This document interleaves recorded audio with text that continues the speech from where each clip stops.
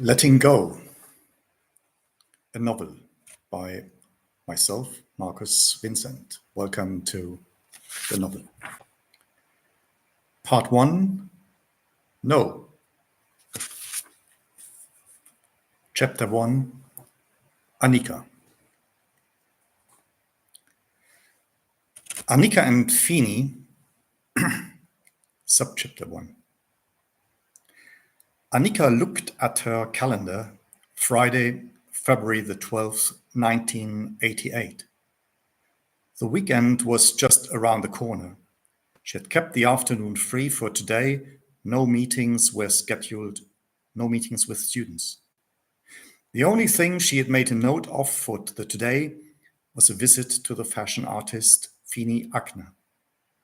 She had approached Feeny because she had seen photos of her as a model. Feeny said on the phone that she had some recent works hanging in her massage parlor and invited Anika to view them.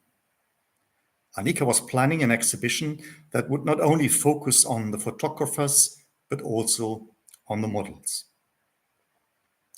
The photos hung in the hallway and in both rooms of the saloon, mostly black and white nudes of Feeny.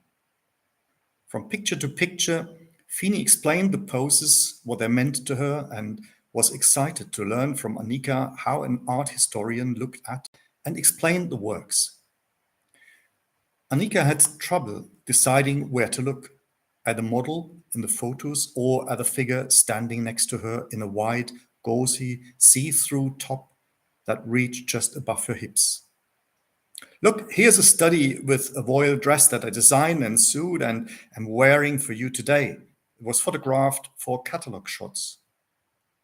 Feeny pointed to her dress and body, turned around and walked through the hallway like a model on the catwalk. Anika followed her gait as she placed foot in front of foot, long, even and flowing, crossing them easily as if along an invisible line. Her arms swung loosely, naturally, rather imperceptibly. With a pose, she turned around, walked towards Anika and looked straight at her, inviting and disarming at the same time. Anika didn't know what hit her. Feeny approached her confidently, gave her a hug and asked, "May I also show you my massage room and pamper you? I don't just live from my fabrics, cloths and pictures." "What kind of a massage do you offer?" "Medical, but also sensual erotic, body to body, and if you want, with a happy ending."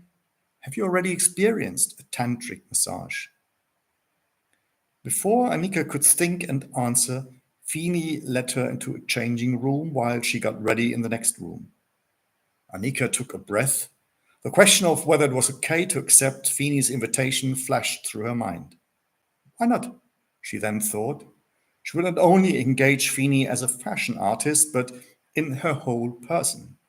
And to have a massage time to herself, yes, why not, she thought. Still a little unsure, she undressed, showered, and lay down on the wide massage mattress, waiting for her. Feeny stepped up to her, stroked her back with her delicate hands, and dug into her patient's pronounced shoulder muscles with a firm grip. With powerful, circular movements, she massaged them towards her neck and from her neck back to her shoulder. Anika moaned slightly. Feeny stretched her skin and muscles, kneading them with both fists along her spine, pushing Anika's long, blonde hair to one side, digging deeper into her body. Anika felt every single one of her vertebrae. Feeny's fingers probed, working their way through the intervening mounds into the depths, seeming to penetrate through the skin to her very core, putting Anika into a trance, feeling hot and cold as she thought she could feel the tips of Feeny's breasts rhythmically stroking her back. While Feeny waltzed Anika with her hands and fingers, she talked about her experience from the past week, about the difficulties of maintaining her massage parlor as a sole proprietor. Anika tried to concentrate to listen to her. Feeny reported that she had seen a dark figure standing at the crossroads opposite the bakery the day before when she was getting bread rolls and felt that he was watching her. As soon as she was on her way home with a bag of rolls in her hand, she noticed that a burly person began to follow her. My pace quickened inexorably. A relaxed walk turned into a race, but the man kept on my heels. I wish I had taken Hassia, my neighbor's German shepherd, with me, who I usually walk every week, she said. Completely out of breath, she had reached her front door with no sign of the mysterious figure in her shadow. Relieved, I closed the door behind me. But no sooner had I put the bread rolls on the table than the doorbell rang. Suddenly I panicked. I didn't have the impression that I had a new customer at the door. Finally, I stepped to the front door and asked, "What do you want?" The stranger, whose outline I could only vaguely make out through the cloudy frosted glass, replied in a threatening voice, "It's for your protection. Your business is blatantly dangerous, and if you don't want anything to happen to you, open the damn door, then I'll tell you what to do." "I don't need protection." "Get out of here," was my answer. Feeny laughed scornfully when she told Anika about this confrontation, as if I'm going to be intimidated by some runaway. Anika hadn't been able to follow the details. She was absorbed by the increasingly violent massage movements, which increased with Feeny's arousal. But she had an idea of the challenges Feeny faced running a massage parlor as a single 22-year-old in the suburbs of Munich. He wasn't the only guy, and he wasn't the last one to threaten me. There are these outlaw motorcycle gangs, dirty bloodsuckers. I soon found out that he was one of the bad angels. They must have been made aware of me by my competition and wanted to either squeeze me out or sweep me off the market. But they didn't count on me. Feeny, although fine in stature and graceful in appearance, had a tough character. At the beginning of her fashion design studies, she had applied for a student job with the Munich city administration and accepted the job she was offered as a night porter in one of the city's homes for asylum seekers. It wasn't just the working hours that interested her. 4 nights a week, she had to arrive at 11 in the evening and finish her shift at 7 in the morning. She also liked the prospect of coming into contact with people from other cultures. She was enthusiastic about the cloths, natural materials, and home interiors that came from North Africa. She usually drove straight from her night job to the university, spent the first hour in the library, and then attended her lectures. In the afternoon, she went to bed for a few hours. She quickly got used to the routine. But at some point, she wanted to move out of the twin room in the student hall of residence. Although she got on well with her flatmate, she had long dreamed of the freedom of her first apartment of her own. But she didn't have the necessary material. While looking for another job, she finally found what she was looking for on the notice board at her university. An inconspicuous tier of notice waved at her. Masseurs wanted, with the possibility of being trained flexible hours. This seemed to suit her because she could work there from the afternoon into the night on 2 other days when she didn't have a night shift, so she would miss her lectures in the morning. You know, Anika, at first the saloon working hours seemed a bit strange to me, even though they fitted in perfectly with my life and work rhythm. But after I realized that the team was all women, the majority of the clients were men, and the massage was more than just wellness, it dawned on me. In the first few days, they only gave me female clients, even though I quickly understood that they weren't just coming for a medical or cosmetic treatment, but wanted sensual and intimate massage. Perhaps I would have dared to do this work if it hadn't been for my colleagues and if they hadn't made my start so much easier. The pay for the 2 days' work was considerably higher than the salary I received from the city for my first job, and if I compare, I wasn't any more challenging or dangerous. I also calculated that I would soon be able to reduce the night shifts this way and therefore be able to study with more concentration. Anika listened to her without comment and surrendered to her sometimes gentle, sometimes more violent grips. "Turn around, please," Feeny asked. She began to loosen her client's forehead, face, neck, and chest. The deeper she went, the tenser Anika felt. After Feeny had knitted her feet, lower legs, and thighs back and forth, Feeny took off her silk dress that was open at the front. She bravely sat down on her upper legs, her knees to the right and left of Anika's. The massage strokes turned into a loving and playful caress, and not just with her hands. Feeny's arms, legs, hair, and breasts, her whole body nestled against Anika. Somewhat unfamiliar, wet and stimulating, she felt Feeny's tongue gently stroking back and forth along her collarbone until it moved along her neck towards her earlobe. Anika quietly let out Feeny's breath at her ear, in the rhythm of her massage strokes. "Can I stroke you?" Anika asked shyly. Feeny nodded, grabbed Anika's hand, guided it along her legs up to her waist, and hesitantly, but without stopping, further down over her lower abdomen. The day turned into night, the night into a dream flight. Anika escaped herself and everything she felt trapped in. Feeny lay next to her for a while, stroking her skin. She tickled her breasts with the tips of her golden brown hair. Anika savored the time. Finally, Feeny gave her a kiss, got up, and left for the bathroom. Anika remained lying on her back until Feeny came back half-dressed, and she went into the bathroom herself. She wanted to say goodbye to her with a heartful gesture. "Can I visit you again?" "Gladly. If you like my massage, you were invited today for a trial massage." "You are beautiful. I love your fingertips, your soft and your rough side. You took me away from myself," said Anika. "Yes, please. Even if I don't know when we can see each other again, I have a lot to do now at the end of term.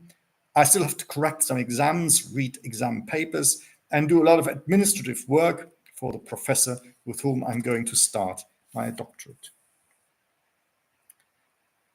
Her calendar for the next few weeks flashed before Anika's eyes, bringing her abruptly back to reality. She had booked a few days vacation and for 2 days in Tenerife, which she wanted to spend with her boyfriend, Bruno. But even these days off were not to remain untouched by the aftermath of the end of term. An excursion to various places of remembrance in Germany and Poland, which she had planned together with students on behalf of her professor as an assistant at the department, that was also still to come. Anika was working in her university institute in the field of 20th century art history. The institute was headed by 2 professors, male professors, of course, and for the first time, a young professor from the US had been appointed to move current topics. The institute seemed too caught up in its long history of traditional approaches to art and art history. Nevertheless, it enjoyed worldwide renown. In the first rows of the lectures rooms sat many gray-haired heads, mostly white men. They were the first to raise their hands and ask questions before the younger students dared to speak up. In her own first seminars, Anika usually called on alternative voices from the different age groups to give the younger ones a chance to speak. The older participants reacted with impatience and resentment. She knew that with her long, open, light-colored hair, she was seen by them as young and inexperienced, radiating less authority than her professorial and settled older colleagues of the same age. However, she had an advantage over them in that she had not only studied in Germany, but also in Cambridge. She was able to hold lectures in English and had an international audience. Because she didn't attach any importance to being addressed by her surname, students were allowed to call her unconventionally on her first name basis. She often had controversial discussions with her partner, Bruno, about how to deal with students. He was also at the same university, several years ahead of her, and already an assistant in the Department of Ethics. Unlike Anika, he made a point of maintaining what he called academic distance and making demands on students about how they should treat him.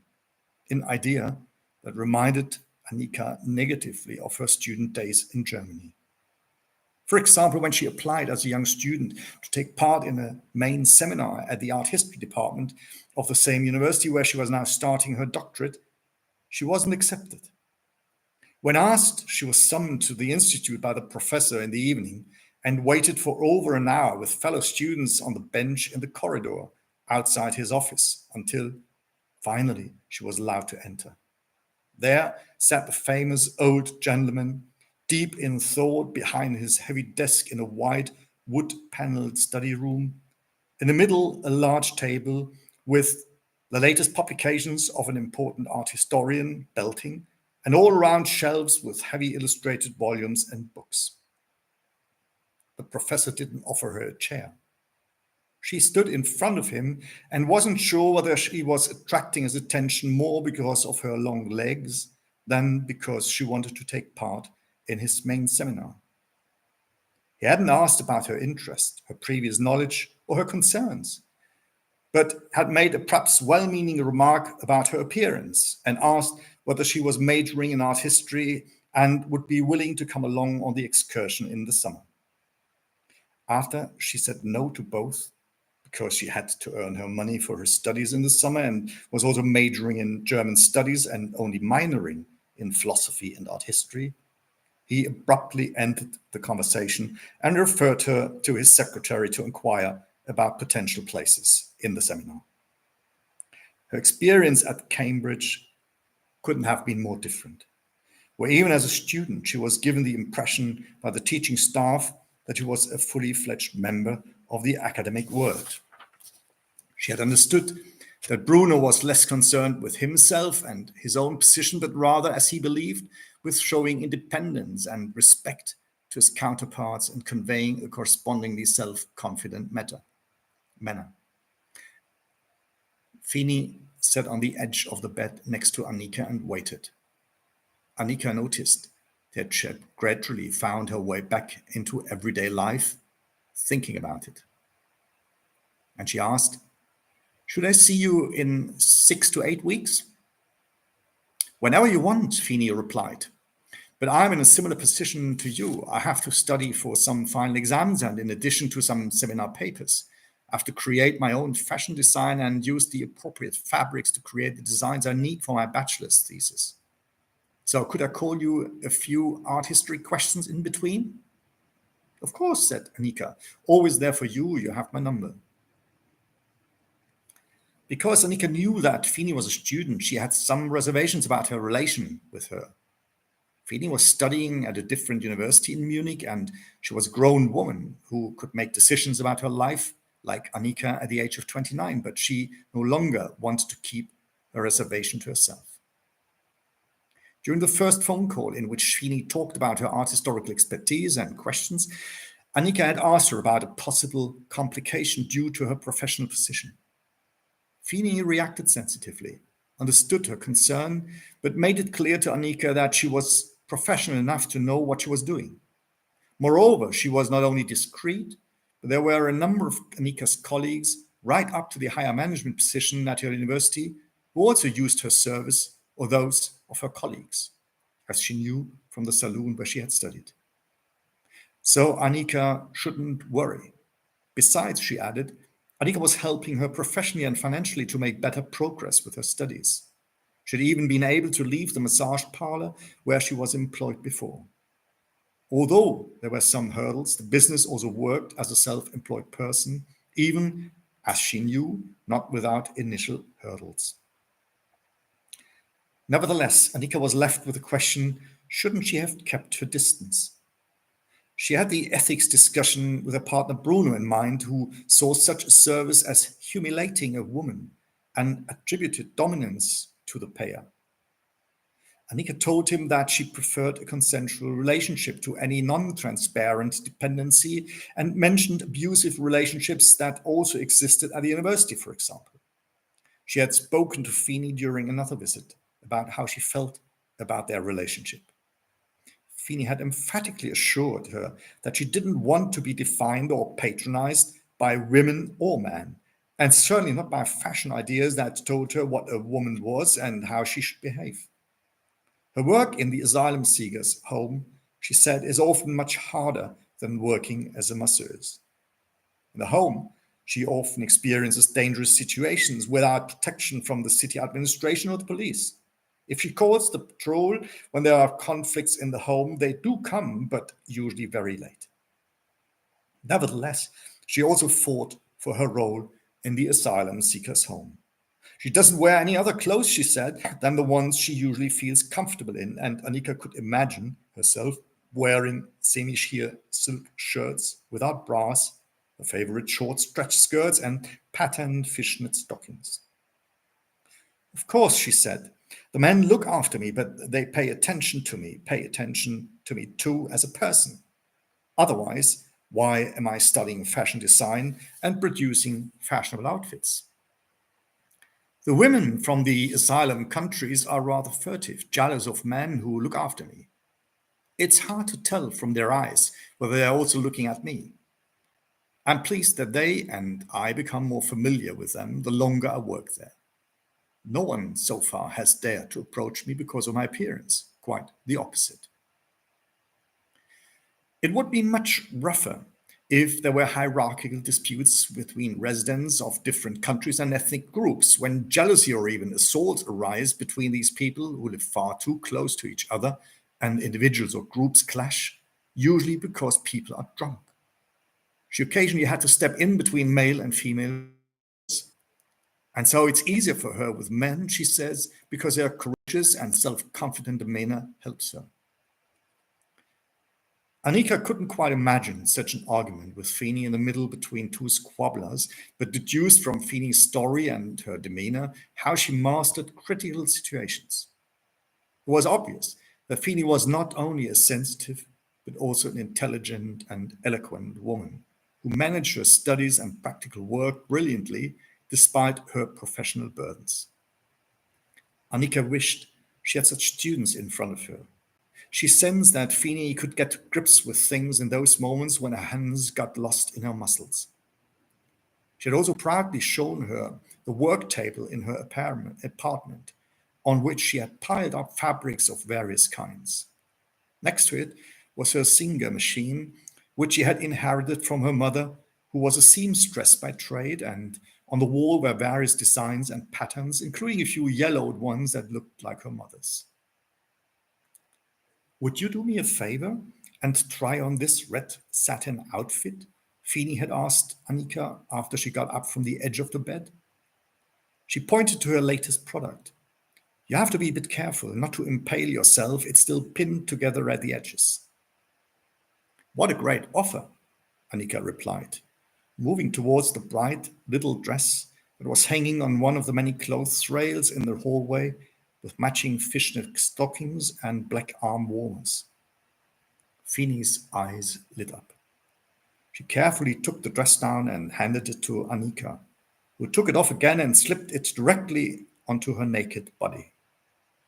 While Feeny was rarely moved by the sight of her customers, the sight of Anika in her dress moved her indeed. Perhaps it was because she had dreamed of this dress in her nights, then designed it, then sewn it, and was now wearing it or seeing it wore for the first time. But perhaps also because, unlike her other customers, she was beginning to look at Anika differently. Feeny approached Anika carefully, pulling on the dress a little here and there, making sure that the pins were pointed outwards and not getting caught in Anika's skin, thinking about where she needed to gather the fabric a little more. But the longer she played around with the dress, the more she fell under the spell of her own creature. She began to stroke Anika's shoulder, ran her hands further down her back, and laid her head in her hair. They both began to move together, found a rhythm, danced, turned away from each other, towards each other again. Feeny's hands slid to the long slit she had left open on the side. Her hands moved along this opening. She crawled in with her fingertips, and both bodies sank gently back onto the bed, from which Anika had risen not long before. What follows was indescribable. Feeny felt embraced, and Anika lost all senses of where she was and how she was feeling. Time was music and space was rhythm. The world seemed infinite. They had both missed out on how long they had been lying together, dreaming for and with each other.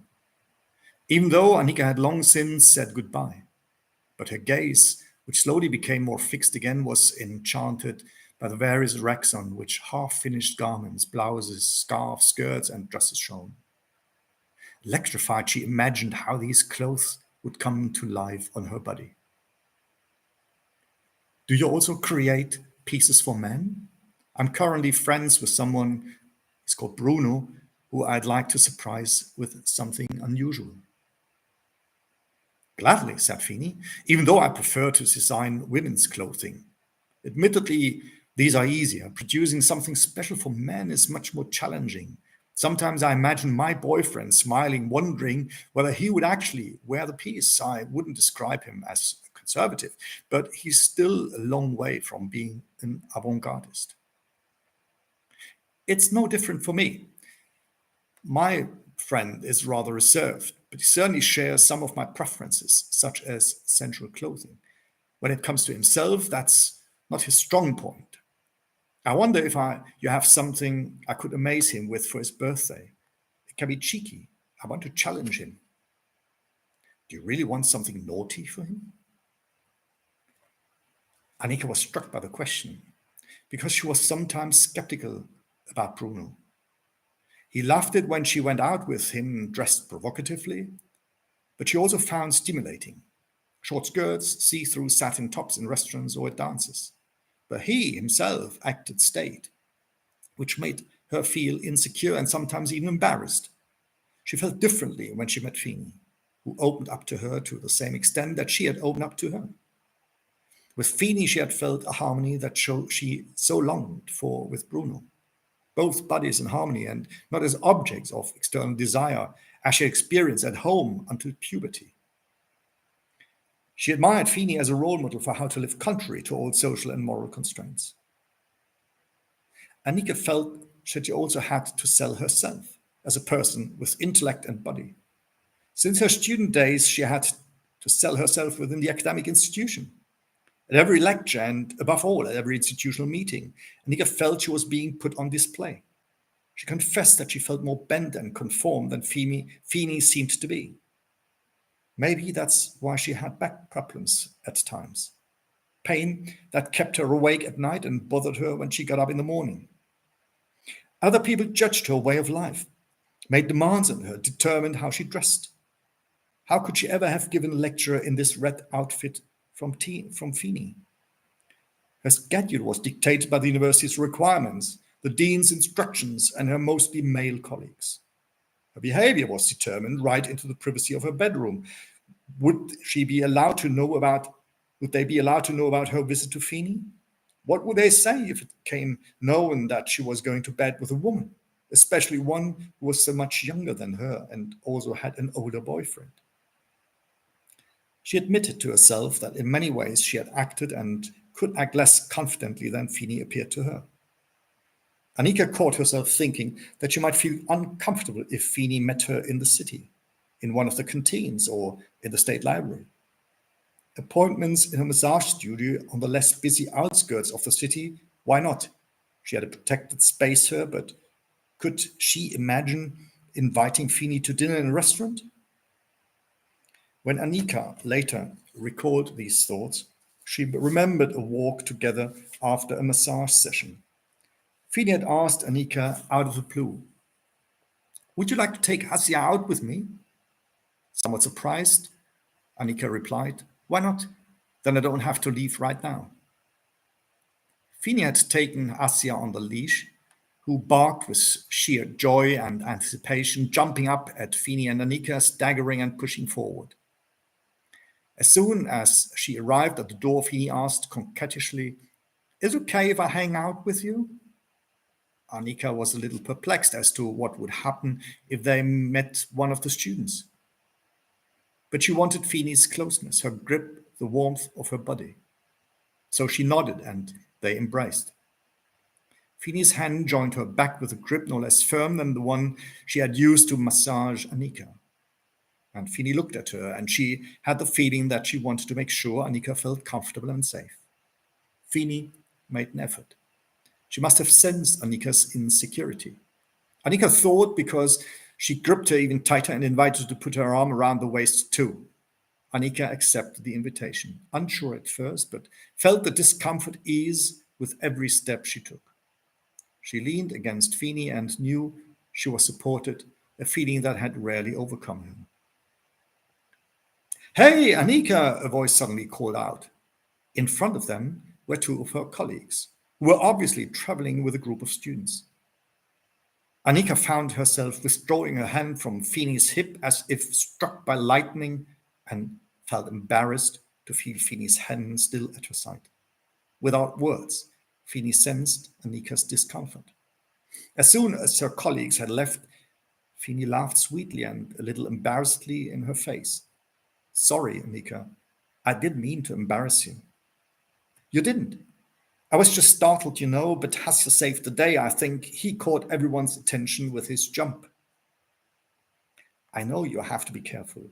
And obviously, even in a big city like Munich, it is a small place, smaller than a village." Anika breathed a sigh of relief and was grateful for how thoughtful and considerate Feeny was. Someone who tried to understand her situation and empathize with her. Such sensitivity was foreign to her from her own institution, somehow even from her own partnership.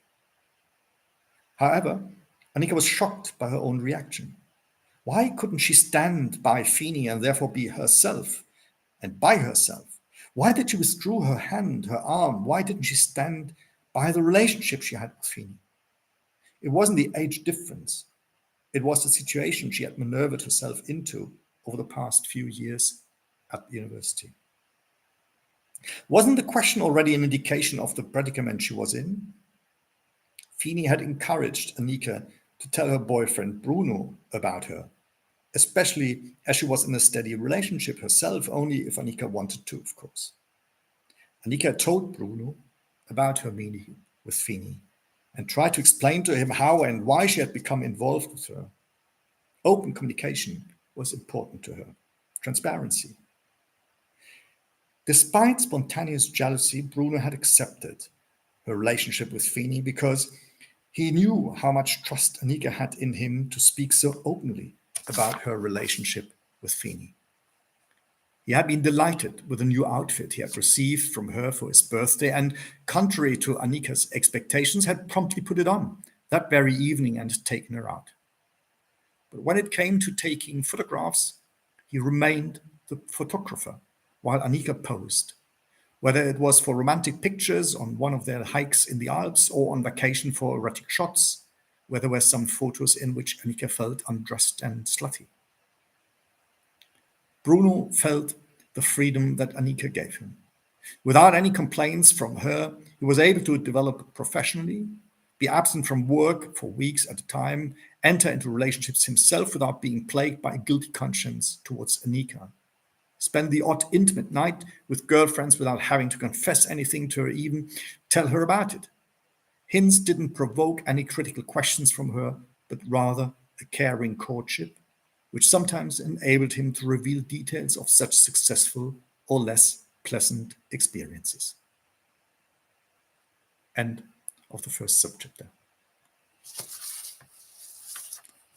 If you like the novel, there will be follow-up chapters on my channel. Just subscribe to it and log on to it. Thank you so much.